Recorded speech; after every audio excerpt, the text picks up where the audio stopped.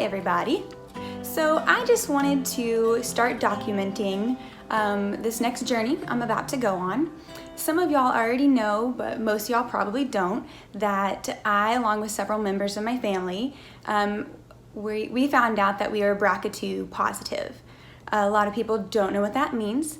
It is actually a genetic mutation that gives you a high likelihood of certain cancers, the main one being breast cancer. So for women who are BRCA2 positive, they have an 84% chance of developing breast cancer by the time that they're 70. Now there's some research studies that show it being more around 50% chance by the age of 70, but that's just not really a risk that I'm willing to take. There are some things obviously that you can do beforehand that are more preventative. So you might have heard of Angelina Jolie. She was very public about being BRCA2 positive and having a prophylactic mastectomy in order to prevent her from having breast cancer down the road. So I guess this all started kind of in between infertility treatments with my daughters. I had my first daughter, Sloan, had her in August of 2017. And then shortly after, I actually work as a therapist. I'm an occupational therapist at Baylor. Woo, Baylor's awesome. And I actually work with patients who are going through different oncology treatments, from head and neck cancer, breast cancers, just a whole slew of different types of oncology patients. And while I was working, we're educated and we learn a lot about different genetic mutations. And I just sat there and I started learning more about the BRCA2 mutation, and there's just something in my gut that told me I needed to go and get tested. Because of the fertility treatments that I did for both of my daughters, a large part of those treatments are taking hormones. So for, I guess a total of 8 months with both daughters, I did 8 months of progesterone oil where you inject it. So it's a lot of hormones that you're putting into your body, on top of the estrogen and all the different medications that you have to do in order to get pregnant. So as I was sitting there thinking about, I possibly could have this, and I did all these fertility treatments, so would that theoretically bring this cancer on early? So I went ahead and got tested. I went to my OB and I did genetic testing with her. It's a simple test, it's blood work. Because I had a family history of it, it was covered by insurance. So my birth father had pancreatic cancer. My mother, her dad died of pancreatic cancer. So with the BRCA gene, there are certain cancers that are like red flags. So pancreatic being one of them, breast cancer definitely being another, melanoma, ovarian, fallopian tubes, and then bile duct. There's a couple of small ones that give you a higher chance. So because I had my father and my grandfather on my paternal and my maternal side, I started thinking, I don't know, that's a little suspicious. My maternal aunt also had breast cancer before the age of 55. So usually cancers before the age of 50 to 55, those have a higher genetic link. And so my aunt, I believe she was 46 when she found out that she had cancer. Hers was breast cancer. It was triple negative, which is also kind of odd for a BRCA2 mutation, but we can get into that later. So because I had 3 close family members that all had a cancer that is part of this genetic link, I went to my doctor, I got tested, and I found out that I had it. That's a lot to take in, especially after just having your first child. And then I also knew I wanted to have a second child, and so I started thinking, what does that mean? Like, what surgeries do I need to have? Is there anything I can do for it? And after talking to my OB, she was telling me that typically by the age of 35, they recommend you having a prophylactic double mastectomy. Prophylactic is more of a preventative. It doesn't mean that you actively have cancer. A lot of people will have that if they have dense breast tissue, a high family history, definitely a genetic link. It just is a good way to prevent having cancer down the road. You don't have to have chemo, you don't have to have radiation. So with my case of being an 84% likelihood, that's a high likelihood. At that point, it is just really sitting around waiting to have something happen. And I thought, well, if it happens 20 years from now, I'm still gonna have to have a mastectomy. Or I can have it now, being 32, healthy, and able to fight it, or potentially having it at 50 and also having to have chemo and have to have radiation. So I thought, it's the same surgery, I may as well get it now and not have to worry about any of that.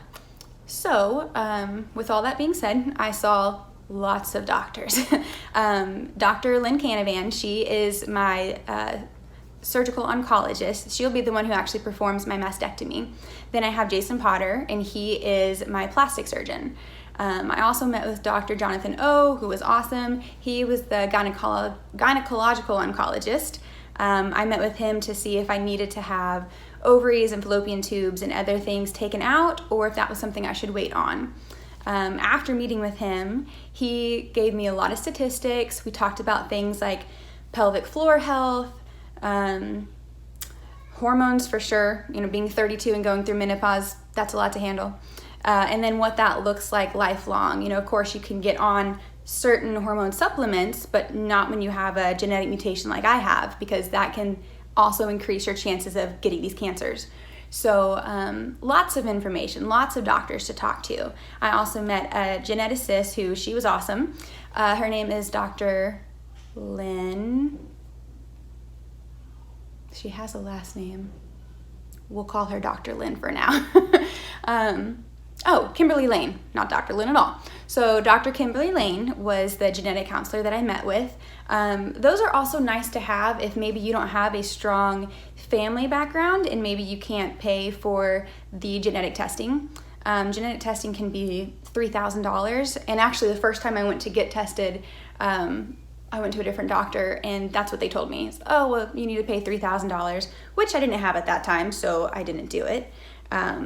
With the genetic testing that Dr. Lane does, you go in, you can pay a cash pay of $250, and she does a full blood panel and she can talk to you about genetic things that are in your history. After meeting with a lot of doctors, I have gone through and kind of decided what it was that I wanted to do. So I've decided to have a prophylactic double mastectomy. At the time I have my mastectomy, I will have my plastic surgeon come in and he will put expanders in. Expanders, they're like implants, and I'll actually do another video and I'll kind of go over what some of those look like. But the expanders are like a fake implant that they put into your pec muscle at the time that you have your mastectomy. And it has a little area that you can do fills. And so at that time, you're having your mastectomy, your expanders placed, you go home to recover, and about every 3 to 4 weeks, you have your expanders filled. So there's a little port, and they take this needle and they jab it into your chest and they fill it. After time, that allows your pec muscle and all of your tissue to slowly, gradually stretch. It helps to prevent necrosis of your tissue, just promotes healthy healing, less pain, and then in about 3 to 4 months you go in for reconstruction. The reconstruction I'm going to have is an implant. I know that there's a lot of hot topics about implants and autoimmune issues and cancer-causing agents that can be in them. I'll also make a video about that so I can further explain why that was the best option for me. But yeah, I just thought, there's a lot of scariness that comes with this. There's a lot of unknowns, just fears that throughout your life you're going to have to monitor and watch for these things. But at the same time, I really feel like this has been a tough blessing. Because I work with so many patients who are going through cancer treatments, they tell me all the time, like, oh my gosh, what a blessing that you know about this, because you can go in and have the surgery and you never have to go through what I'm going through. And they're right. They're 100% right. This is still a hard pill to swallow, and there's lots of things that I'm going to have to monitor throughout my life, but it also is so nice that I am in a place right now to have time to think about it, go through all the emotions that come with it, make a decision. I'm not overly rushed, so I was able to see every specialist I wanted to and make a clear decision going forward of what I wanted to do. It also allowed me to share this with my family. So as soon as I found out that I was positive, I went and I told my family members, and so far 4 people have been tested and 3 of the 4 are also positive. Some of them have already had their mastectomies and their surgeries, and then some of us are still waiting to get in because of COVID. Kind of put a damper on our plans, but that's okay. But because we got to know about this, because there's testing and there's doctors who can help walk us through this, this potentially saved all of us from having to find out we were BRCA positive in hindsight. It could have been, hey, you have cancer, also you have this gene, and that's likely what caused your cancer.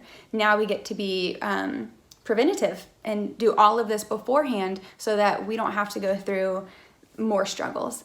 So I'm just thankful that, God gave us wisdom, gave us doctors to walk us through this. And I just thought, this would be a good opportunity to share with people.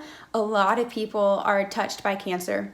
A lot of families are heavily affected, and sometimes people don't know where to go or who to ask and what it's going to look like. So I thought, going into this journey, I want to show people that you can do it, that it is hard, and just how to find out the good doctors, what questions to ask, and what it looks like. What does it look like to have a mastectomy? How does your chest look after?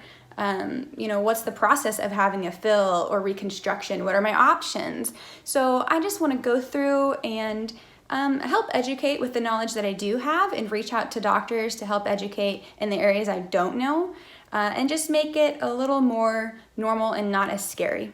It is a scary thing, but it's something that you can get through.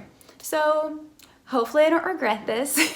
Hopefully things turn out well, but oddly, I'm excited. I was supposed to have my surgery in April, but because of COVID, it was actually pushed, and I just rescheduled it for July 8th. So my plan is to document up until then, recover some, and then get back on and kind of show people where I'm at, and hopefully it's not too hard of a journey. So thanks, y'all.